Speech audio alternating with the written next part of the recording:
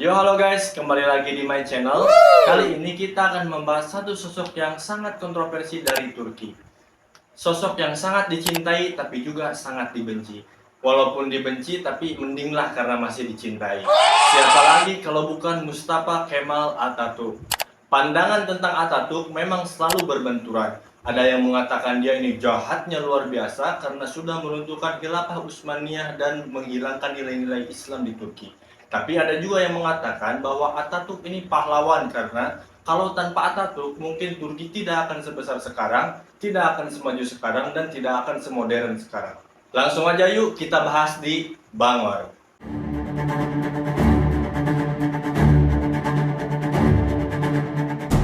Kita akan mulai dari awal dia terlahir ke dunia dulu kali ya. Mustafa Kemal lahir di Salonika pada tahun 1881. Ayahnya bernama Ali Rija yang keturunan Turki, tapi ini masih kemungkinan karena ada juga yang mengatakan dia itu orang Albania. Sedangkan ibunya sendiri bernama Jubaide Hanim, dia juga seorang Turki, tapi ada juga yang mengatakan dia itu dari Bulgaria, Rumania, bahkan ada yang menyebutkan juga kalau dia itu orang Yahudi. Gak dari Indonesia. Ketidakjelasan ini bisa terjadi karena pada saat itu Turki Utsmaniyah adalah salah satu negara yang malas mencatat, bahkan untuk administrasinya sendiri. Makanya sebenarnya Kemal ini tidak tahu kapan tepatnya dia lahir. Kebetulan sekularisme Turki dibentuk 19 Mei. Nah dia tuh mikir ya udahlah samain aja 19 Mei. Makanya di beberapa biografi tercatat dia itu lahir 19 Mei 1881. Bahkan untuk agamanya sendiri pun banyak diperdebatkan. Ada yang bilang dia ini muslim taat, ada yang bilang dia itu muslim tapi pemikirannya bebas, ada juga yang bilang dia itu murni pemikir bebas dalam artian dia itu agnostik, tidak percaya akan agama. Ada juga yang percaya dia itu ateis, bahkan ada juga yang percaya dia itu ya non muslim yang ingin menghancurkan Islam dari dalam. Tapi ada juga yang bilang nih bahwa dia itu adalah seorang muslim yang berjuang untuk Islam. Ya walaupun dia tidak taat pada nilai-nilai ajaran formal agama Islam. Ini kenapa nih kok bisa banyak banget versi tentang Mustafa Kemal? Bahkan biografinya sendiri ada 7 ribuan biografi tentang dirinya. Hal ini bisa terjadi karena ada orang yang sangat memuja-muja dirinya sehingga ya mungkin bisa dilebih-lebihkan gitu karena sangat memujanya. Tapi di sisi lain ada juga orang yang sangat membencinya sehingga ya mungkin bisa juga dijelek-jelekan sehingga biografi tentang Mustafa Kemal ini selalu berbenturan. Oke lanjut guys, kita akan bahas dulu Turki di era Mustafa Kemal. Saat itu Turki Utsmani sedang goncang dan bingung dengan realitas apa yang akan mereka hadapi dan dengan masa depan negaranya sendiri. Kita sedang berbicara Turki di tahun 1800-an ya, bukan Turki yang di abad-abad sebelumnya yang memang mengalami masa kejayaan. Tapi di tahun 1800-an, Turki itu mengalami kemunduran. Di tahun itu, Turki adalah orang-orang yang tertinggal yang tidak memiliki peradaban dan kemajuan. Pokoknya nih guys, saat itu Turki itu tidak memiliki apapun. Bahkan ulama-ulamanya hanya bisa menghafal tanpa bisa mengerti ayat-ayat Al-Quran. Sehingga banyak tuh ulama-ulama didatangkan dari Timur Tengah karena memang orang-orang Turki tidak mengerti ajaran agamanya sendiri. Bahkan 99% rakyat Turki tidak bisa menulis. Ketika bangsa Eropa menciptakan mesin cetak dan mesin uap pun, masyarakat Turki bukannya mengadopsi teknologi tersebut, tapi malah mengharamkannya. Sehingga efeknya buku dan Al-Quran itu harus ditulis tangan sehingga harganya menjadi mahal. Sebagian rakyat Turki itu tidak mengerti Al-Quran sama sekali karena ya memang harganya sangat mahal, mereka tidak mampu membelinya. Dan ini berlangsung selama 150 sampai 200 tahun. Jadi nih guys, mereka itu langsung mengharamkan benda-benda yang dari barat walaupun itu adalah teknologi yang maju. Kecuali untuk hal militer, mereka itu selalu mengadopsi yang terbaru dan ya selalu update gitu tentang teknologi apa yang terbaru di barat. Kita flashback lagi ya guys ke masa kecil Mustafa Kemal.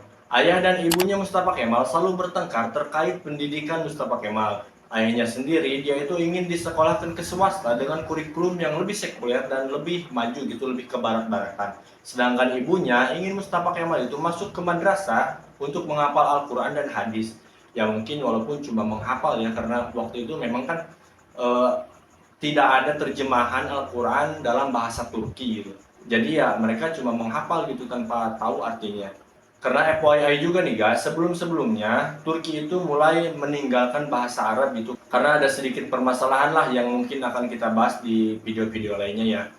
Ayah dan ibu Mustafa Kemal ini berdebat terus-terusan sampai Mustafa Kemal itu beberapa kali pindah sekolah. Ya, yang akhirnya ayah Mustafa Kemal itu meninggal saat usianya 7 tahun. Setelah itu ibunya menikah lagi dan Mustafa Kemal itu melanjutkan pendidikannya di sekolah swasta yang sekuler karena dia itu memang enggan masuk di sekolah madrasah gitu. Nah, setelah itu guys, Mustafa Kemal itu secara diam-diam masuk ke sekolah menengah militer. Di sini dia mendapatkan julukan Kemal karena nama asli sebenarnya tuh Mustafa gitu.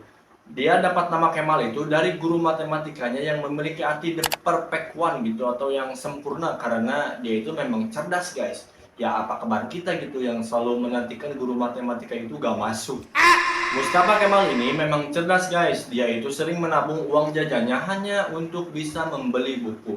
Ini tuh sebuah kebiasaan yang sangat terbalik dengan rakyat Turki di zaman itu karena Turki di era 1800-an itu sangat enggan gitu membaca dan asing banget dengan buku. Sehingga kebiasaan Mustafa Kemal ini sering dijadikan bahan olok-olokan. Selain kutu buku, dia juga senang berkuda, berenang, dan main biliar. Nah itu tadi adalah hobi-hobinya Mustafa Kemal. Tapi dia juga punya sisi gelap yang sangat gelap guys. Yaitu dia suka minuman keras setengah liter per harinya. Dia itu doyan mabok-mabok kayaknya tiap harinya. Yang lebih parah lagi, dia mempunyai fantasi dan aktivitas seksual yang sangat liar di usianya yang masih 14 tahun. Dikabarkan, dia ini penggoda yang handal, mohon maaf, supaya bisa menggauli wanita tersebut dan dia akan senang ketika mendapatkan pengakuan bahwa dia lebih hebat dari suaminya. Wow, ngeri banget kan? Balik lagi nih guys, setelah lulus dari sekolah menengah militer, dia itu lanjut ke sekolah tinggi militer. Nah, di sini dia itu mulai doyan mengkritik pemerintah yang saat itu dipimpin oleh Sultan Abdul Hamid II. Yang menurut dia Sultan Abdul Hamid itu sewenang-wenang. Kayaknya seru nih guys, di next video kita bahas Sultan Abdul Hamid II The Last Khalifah. Dia ini sultan yang sangat hebat, namun sayangnya dia memimpin Turki di ambang kehancuran. Nah, tahun 1902 dia lulus dengan pangkat Letnan II. Lalu dia melanjutkan ke sekolah staf umum dan lulus tahun 1905 dengan pangkat kapten. Baru aja Mustafa Kemal ini lulus, karir militernya terancam karena setelah lulus itu dia makin gencar-gencarnya mengkritik pemerintah. Bahkan dia itu punya sebuah grup yang dimana emang khusus gitu mengkritik pemerintah. Tapi grup ini itu disusupi mata-mata pemerintah sehingga apa yang mereka omongin gitu atau apa yang mereka lakukan bisa ketahuan. Tapi untungnya guys, mereka ini gak dipecat. Mereka hanya dipisah-pisahkan ke berbagai divisi militer. Mustafa Kemal sendiri dikirim ke Damaskus bersama temannya yaitu Ali Paut. Singkat cerita nih guys, Turki Utsmani itu ikut Perang Dunia I bersama blok sentral yaitu Jerman, Austria-Hungaria, dan Bulgaria. Pada tahun 1915, Mustafa Kemal ini dikirim ke Gallipoli dan Selat Dardanella untuk mempertahankan wilayah tersebut. Nah, di Perang Dunia I ini, Turki Utsmani adalah negara yang sangat lemah. Mereka tidak mampu melawan dan memenangkan pertempuran apapun kecuali jika dipimpin oleh Mustafa Kemal Atatürk. Wow, dia itu emang cerdas dan hebat banget gitu guys dalam hal ini. Mustafa Kemal selalu berhasil mempertahankan wilayah Gallipoli dan pasukan sekutu selalu kalah ketika ingin mengambil kontrol di Selat Dardanella. Mustafa ini guys punya kalimat penyemangat dan salah satu yang paling terkenal adalah aku tidak memerintahkan kalian untuk menyerang, aku memerintahkan kalian untuk mati. Beh, ngeri banget guys kalau kalian ada di pasukannya, gimana kira-kira perasaan kalian? Dia ini memang sih kehilangan banyak pasukan, tapi karena jasanya mempertahankan wilayah tersebut, dia dipromosikan menjadi jenderal dan mendapatkan gelar Pasha. Pasha itu adalah gelar tertinggi bagi seorang laki-laki di Turki Utsmani. Nah guys, gak lama setelah menjadi jenderal, dia itu dikirim ke front timur untuk melawan Rusia. Mustafa Kemal ini adalah satu-satunya jenderal yang berhasil mengalahkan Rusia. Namun, karena kondisi pasukannya yang tidak optimal, dia beberapa kali menarik mundur pasukannya. Kemunduran pasukan Turki ini tidak lepas dari peran Enver Pasha yang membuat Mustafa Kemal itu harus memimpin pasukan yang dalam kondisinya itu sudah sangat mengenaskan dan kelelahan gitu guys. Hingga akhirnya Mustafa Kemal itu tidak mempunyai pilihan selain mundur dan menyelamatkan pasukan sebanyak-banyaknya. Akhirnya guys, Turki itu harus mengakui keunggulan sekutu. Enver Pasha kabur ke Jerman, sedangkan Mustafa Kemal bersama teman-teman setianya di militer, dia itu membentuk suatu gerakan, yaitu Gerakan Nasional Anatolia yang berpusat di Ankara. Selain kelompok Mustafa Kemal ini, masyarakat Turki juga banyak membentuk kelompok paramiliter dan sering terjadi bentrok dengan pasukan sekutu. Karena takut kerusuhan semakin meluas, pihak sekutu akhirnya memanggil Mustafa Kemal karena waktu itu dia adalah jenderal yang disegani untuk meredam pemberontakan di Anatolia. Tapi Mustafa Kemal malah memanfaatkan kesempatan ini untuk menarik simpatisan warga Turki dengan bilang bahwa Sultan sudah menjadi tawanan pihak sekutu. Panik atau sekutu, padahal perasaan gue gak nyuruh dia bilang kayak gitu deh. Gitu ya kira-kira kata sekutu. Lalu sekutu meminta Sultan agar memecat dan menangkap Mustafa Kemal. Tapi sebelum Mustafa Kemal ini dipecat, dia lebih dulu mengundurkan diri. Setelah itu dia menemui temannya yang masih di militer, yaitu Jenderal Kazim Karabekir. Dan dia bersumpah akan merebut kembali kedaulatan Turki atau mati. Nah, dari sinilah Mustafa mencoba memperkuat pengaruhnya. Jenderal Kazim mengajuin buat diadain kongres dan Mustafa terpilih sebagai ketuanya. Dari kongres ini terbitlah Fakta Nasional yang berisi 6 wilayah kekuasaan yang masuk ke dalam pemerintahan sementara. Dan Mustafa diminta buat jadi Dewan Pengarah. Jadi nih guys, ini tuh adalah kelompok nasionalis yang tidak setuju dengan kesultanan untuk bareng kerja sekutu. Jadi ini tuh semacam pemerintahan tandingan lah. Dengan adanya pemerintahan ini, pangkat Mustafa Kemal dikembalikan. Sementara itu di Istanbul, tekanan dari berbagai kelompok untuk Mustafa Kemal itu semakin besar, sehingga banyak pejabat kesultanan yang kabur ke Ankara dan memilih beraliansi dengan Mustafa Kemal. Pada 23 April 1920, Parlemen Ankara memutuskan untuk mengangkat Mustafa Kemal sebagai presiden. Gak lama setelah itu, pihak sekutu menyerahkan perjanjian Sevres, yaitu perjanjian yang membuat wilayah Turki Utsmani berkurang drastis dan menjadikan Armenia sebagai wilayah yang merdeka. Sultan Mehmed VI menandatangani perjanjian tersebut, namun pemerintahan Mustafa Kemal di Ankara tidak mau menerimanya. Dan setelah itu malah pemerintahan Mustafa Kemal yang mendapatkan bantuan dari kaum Bolshevik Soviet, yang akhirnya mereka itu memukul mundur pasukan sekutu dari wilayah Anatolia. Pasukan Italia dan Perancis yang sebelumnya ngebantu Armenia untuk merdeka, mereka juga ditarik mundur. Makin naiklah nama Mustafa Kemal. Tapi di Parlemen Ankara mulai ada pertentangan, salah satunya Jenderal Kazim tadi yang sebelumnya ngebantu ngenaikin Mustafa Kemal. Emang kenapa sih guys Mustafa ditentang? Karena mereka merasa kekuasaan Mustafa Kemal ini sudah terlalu besar, makanya perlu dibatasi. Walaupun banyak pertentangan dari sana sini, Mustafa Kemal tetap ngelanjutin perjuangannya ngehajar-hajarin pasukan sekutu hingga mereka tuh benar-benar ditarik mundur dari wilayah Utsmani. Nah, dengan ditarik mundurnya sekutu ini membuat kesultanan semakin melemah. Atas perintah Mustafa Kemal, parlemen di Ankara menghapus Kesultanan Turki Utsmani. Dan pada tanggal 29 Oktober 1923, Turki resmi menjadi negara republik.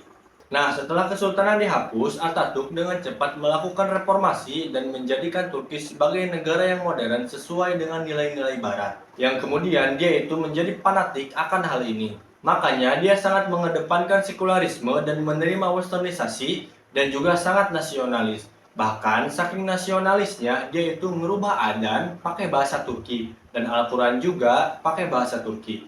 Pokoknya semuanya serba Turki gitu. Pokoknya guys, semua hal yang berkaitan dengan budaya Arab atau budaya luar itu harus dilenyapkan. Salah satunya adalah jilbab. Jadi wanita Turki itu hanya diperbolehkan menggunakan pakaian tradisional Turki atau menggunakan pakaian khas Barat. Nah guys, saking radikal dan ekstrimnya Mustafa Kemal, dia itu memerintahkan wanita-wanita yang di kantor untuk memakai rok itu setinggi lutut atau di atasnya.